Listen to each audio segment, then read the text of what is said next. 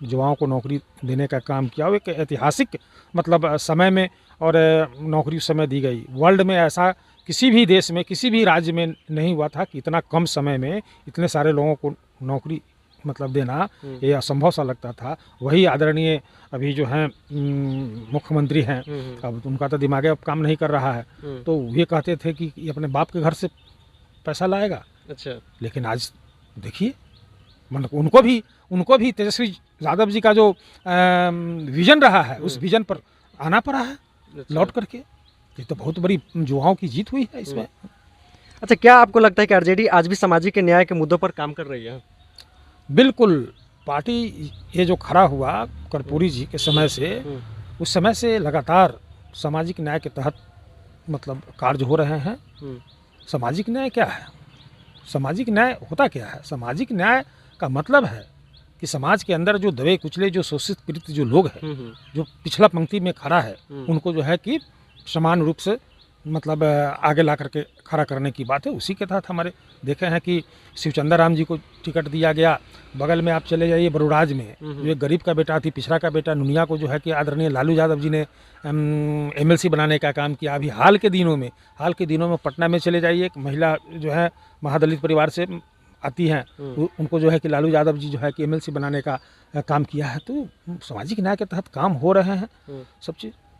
अच्छा, सबसे बड़ी सवाल रहेगा कि आपके क्षेत्र में सबसे बड़ी समस्या क्या है और उसको आप कैसे हल कीजिएगा? देखिए, क्षेत्र में सबसे बड़ा समस्या तो है कि 20 सालों से पारू जो है कि काफ़ी पीछे चला गया है। जी बिल्कुल। और आप लोग पत्रकार लोग हैं, मैं नहीं बोल रहा हूँ, आप लोग जा कर के आम जनता के बीच में जाइए।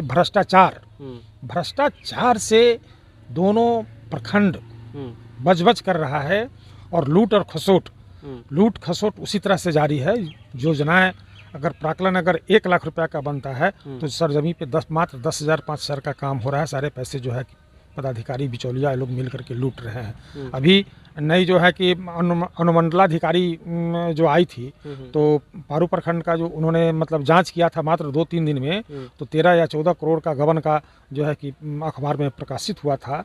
और अगर वो सही ढंग से अगर जांच होता तो यहाँ करोड़ नहीं 100 करोड़ से ऊपर का लूट खसोट हुआ है। और उस जांच को जो है कि सरकार ने आनन फानन में चुनाव के डर से मतलब उस जांच को रोक दिया गया है। आप लोग पत्रकार है, इस चीज़ को भी आवाज़ उठाइए। जानकारी है ना, अखबार में आया था। तो फिर क्यों नहीं इस मुद्दा पर आप लोग मीडिया वाले लोग हैं और युवा हैं, युवा जो है कि क्रांति लाती है तब जाकर के बदलाव होता है। तो आप लोग युवा हैं, पत्रकार हैं, तो इस चीज़ को गंभीरता से आप लोग इस सवाल को उठाइए और जाकर के पूछिए, अनुमंडला पदाधिकारी से पूछिए कि आपने जांच किया और क्यों बीच रास्ते में उस जांच को आपने छोड़ दिया, क्यों बंद कर दिया, क्या कारण है, जाकर के पूछना चाहिए और आम जनता को बताने की जरूरत है सब चीज़। अच्छा, ऐसा भी सुनने को मिलता है कि आप है कि बिना पद पे रहते हुए बहुत सारे काम किए और कराते हैं, तो अभी तक फिलहाल क्या क्या काम करा चुके हैं लोगों के प्रति? देखिए, बहुत सारे काम हम लोग काम करके गिनती नहीं करते हैं। जी। हमारा अपना एक वसूल है कि काम करके हम गिनती नहीं करते हैं। और आए दिन कौन ऐसा दिन है, कितना हम गिनती करेंगे। मतलब कहीं दुर्घटना से मृत्यु हो गई किसी का, तो वहाँ पहुँचना है, उसके परिजन को सांत्वना देना है, और जहाँ तक हम लोग उससे बन पड़ता है निजी कोष से उसकी सहायता करते हैं।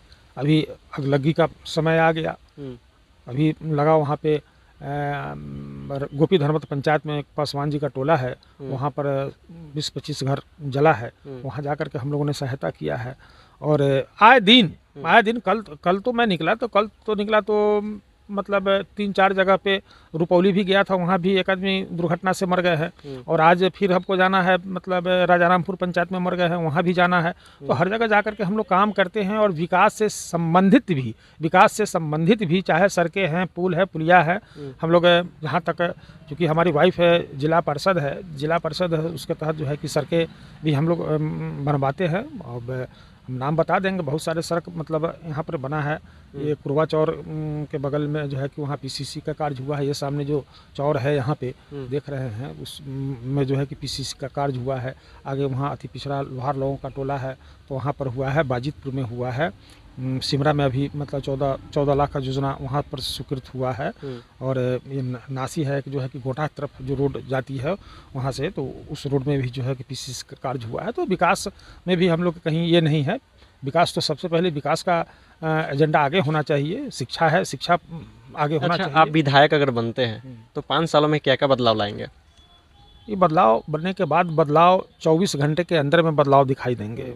सबसे पहले चूँकि हमने राजनीति शुरू किया, तो आप लोग छोटे बच्चे रहे होंगे, याद कर लीजिएगा, हमने जन संघर्ष मोर्चा बनाया था। और उस जन संघर्ष मोर्चा के तहत भ्रष्टाचार का मुद्दा उस समय भी मैंने लाया था।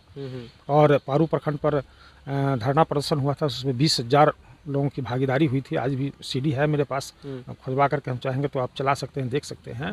20,000 लोगों का जुटान हमने करवाया था। तो सबसे पहले 24 घंटा के अंदर में भ्रष्टाचार जो है कि पारू विधानसभा से आपको जो है कि भागता हुआ दिखाई देगा। अच्छा, बिहार में अपराध की स्थिति बहुत ही बढ़ रही है, इस पर आपका क्या विचार, इस पर क्या कहना चाहते हैं? अपराध है तो अब कहते हैं कि सुशासन की सरकार है।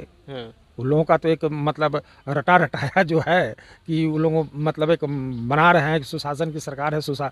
अभी हमारे नेता तेजस्वी यादव जी जारी किए हैं कि 15 सालों में कितना बिहार में क्राइम हुआ और 20 सालों में कितना क्राइम हुआ।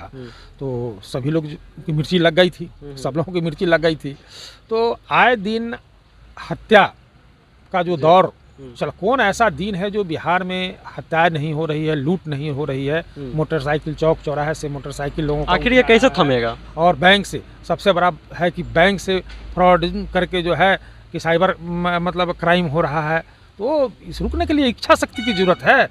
जब तक बिहार में बदलाव नहीं होगा, युवाओं को जब तक बागडोर नहीं बिहार की जनता देगी, तब तक ये सब रुकने वाला नहीं है। और इससे भी बुरा स्थिति मतलब चुनाव के पहले तक होने वाला है राज्य का। अच्छा, आपके पार्टी पे अपराधियों को संरक्षण देने का आरोप भी लगता है, इस पे क्या कहना है? आप बताइए ना कि पार्टी ठीक है, पार्टी तो बिहार में पार्टी चल रही है। एक भी आप उदाहरण आप दीजिए कि हम लोग नेतृत्व यहाँ कर रहे हैं ना, तो कौन सा अपराधी को, कौन सा क्रिमिनल को हम लोगों ने संरक्षण दिया है? अगर किसी के पास कोई सबूत है तो बता सकता है कि हाँ अपराधी को संरक्षण राष्ट्रीय जनता दल देती है। तो विपक्ष के हल्ला करने से कुछ नहीं है। बिहार के अंदर जनता ने मूड बना लिया है कि इस बार सरकार चेंज करना है और युवाओं की सरकार लाना है। तेज रफ्तार तेजस्वी सरकार की आगाज बिहार की जनता ने कर दिया है। इसके लिए वो लोग कितना, अरे भाई आपने 20 साल में क्या किया, आप अपनी उपलब्धि तो बताइए।